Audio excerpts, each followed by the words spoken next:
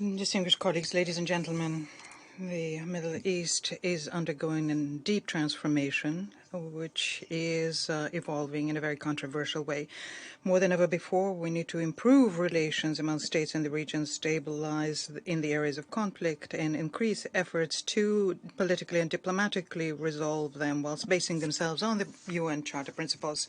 Our position on this is explained in the recently adopted by President Putin the concept of the foreign policy of Russia. Our priority is that in the Near East is to have a sustainable, comprehensive architecture for stability and cooperation, advancing interreligious and intercultural dialogue. We intend to develop an active interaction with all countries in the region, both bilaterally and also through our contacts with the Organization of Islamic Cooperation, the League of Arab States, the Gulf Cooperation Council. We can see that there is a growing interest to the Russian initiative, which is aimed at ensuring collective security with the participation of all coastal states, both Arab states and Iran, also involving in this the outer circle of influential states.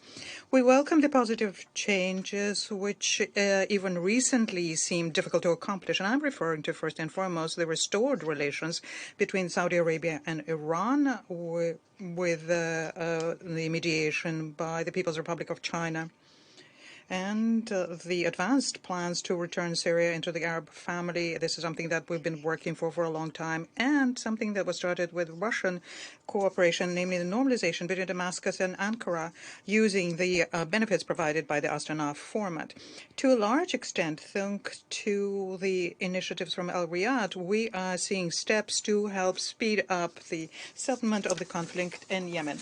At the same time, we note that what remained outside of these positive changes is the Palestinian issue. When we initiated this meeting today, our goal was to raise the attention paid to the unprecedented growth of tension and violence in the area of Arab-Israeli conflict.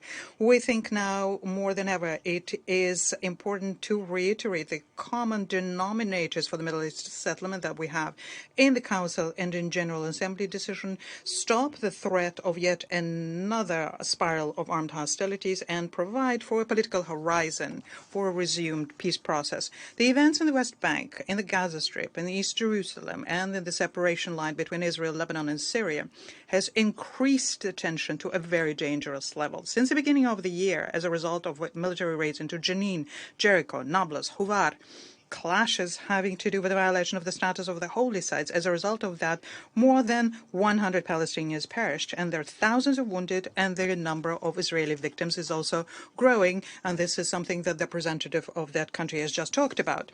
This situation is also compounded by the Israeli strikes against Syria.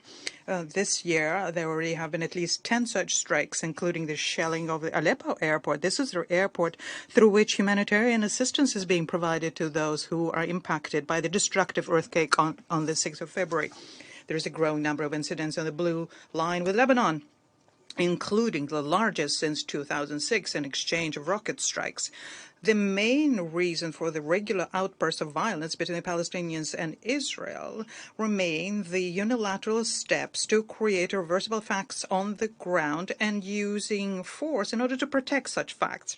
We cannot go over in silence over the high pace of the building of settlements and outposts, land expropriation, demolition of houses, and random arrests.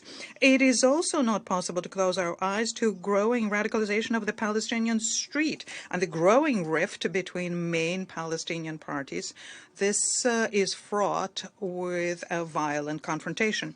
Under these conditions, we, of course, think it's important to remove and prevent the symptoms of the worsening situation. But the absolute imperative for us here is to make sure that all leading players reaffirm that the two-state solution has no alternative, as it will meet the rights of Palestinians to have their own independent state with East Jerusalem as capital, and the right of Israelis to have a peaceful and safe coexistence with their their neighbors and in the region as a whole.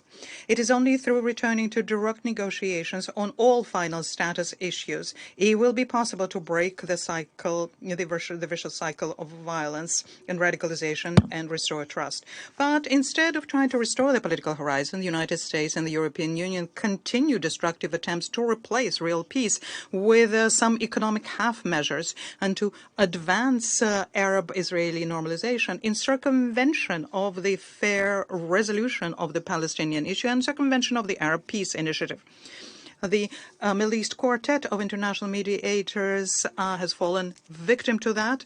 Washington is now claiming the role of a single sponsor of the Middle East settlement process. It is not deterred by the fact that it has long ago lost the features necessary for an honest broker, namely neutrality and impartiality. All the more so since the decision made by the Trump administration, which run directly counter to Security Council resolutions and which the Biden administration did not go back on.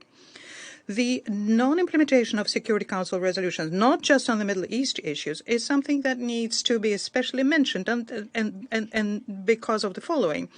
Fairly recently, the United States and allies made their utmost to make sure that every time there is a veto used in Security Council, the topic is brought into the General Assembly for discussion. We didn't object to that, even though we saw that this was targeted openly against Russia, but we have nothing to hide. When we use a veto, we very clearly explain why, and we can certainly very easily repeat such arguments in the General Assembly. But the thing here is this: a veto is an alienable right, part and parcel of the mechanisms we have enshrined in the UN Charter.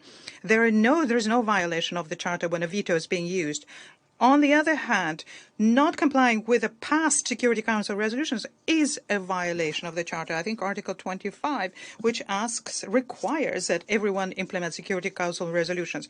Perhaps it's time for those who buries past resolutions to report to the General Assembly, to explain themselves to the General Assembly. Among such resolutions are decisions on Palestine, on the Golan Heights, on Western Sahara, on the Kosovo settlement, on the Iran nuclear program, and, of course, on the Minsk agreements regarding Ukraine. And this is something that we talked about in detail yesterday. Americans and Europeans are using the Ukrainian topic so as to use blackmail threats and bring over countries to their side and distract their attention from the Middle East and other regions of the global south. So to say, we are going to be victorious over Russia any moment now, and then everything will resolve itself. This way, the crises who developing countries are trying to resolve are falling victim to double standards and the colonial instincts of the West, who are trying to dictate to the world entire what their requirements are, to ignore culture and the traditions of other peoples, and thus offending international law. I would like to quote here, with your permission, an excerpt from Anthony Blinken, Secretary of State's interview to CNN's Wolf Blitzer on the 8th of April 2022.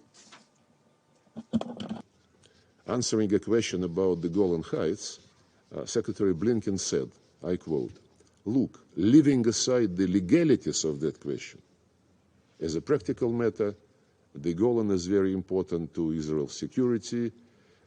As long as Assad is in power in Syria, as long as Iran is present in Syria, militia groups backed by Iran, the Assad regime itself, all of these pose a significant security threat to Israel.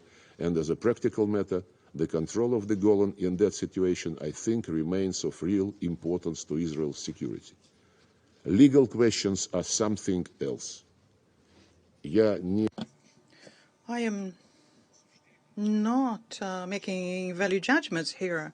I just simply quoted the statement made by Tony Blinken, who stated twice, leaving aside the legalities and legal questions are something else. So there you have an example of how resolutions are being implemented and how people position themselves within the UN. I think under these conditions, the role of the UN as a coordinator of multilateral diplomacy is particularly relevant, and we call the leadership of the Secretariat and the Secretary General himself to pay close attention to making sure that Security Council resolutions are implemented, especially those which have to do with the Middle East settlement, and to discharge his responsibilities. This is for the Secretary General, asking him to be more active as a moderator of the quartet without waiting for a permission to be given to him. Recently, the Secretary General decided to have an initiative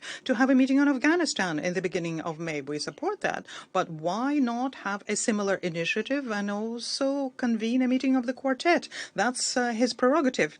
At the same time, of course, we call upon the Israelis and the Palestinians to stop all unilateral actions which can threaten the possibility of implementing the two-state solution. And this includes terror and other armed attacks, incitement to aggression, disproportionate use of force by any side, unlawful actions having to do with settlements, and, of course, any attempt to change the status quo of Jerusalem.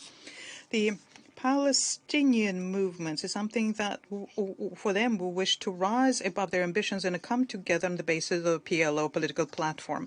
This will help them improve the socioeconomic situation, improve their institutions, and enter into dialogue with Israel on behalf of the entire Palestinian people. And we do know that in this direction, friends from Egypt, Jordan, and Algeria are also working. We're also undertaking efforts here in order to restore Palestinian unity, and we'll continue doing that. And I would like to here especially point out the role played by Saudi Arabia as the sponsor, the author of the Arab Peace Initiative, and Jordan as a custodian of the holy sites in Jerusalem, and the role of the League of Arab States, the Organization for Islamic Cooperation.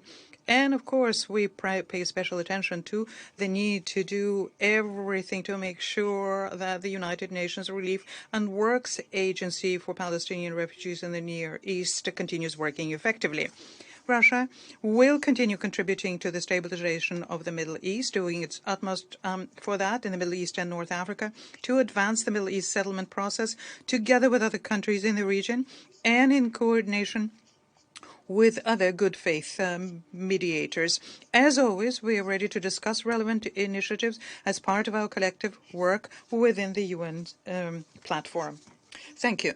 I now resume my function as President of the Council, and I now give the floor to His Excellency, Mr. Khalifa Shaheen Al-Barar, Minister of State of the United Arab Emirates.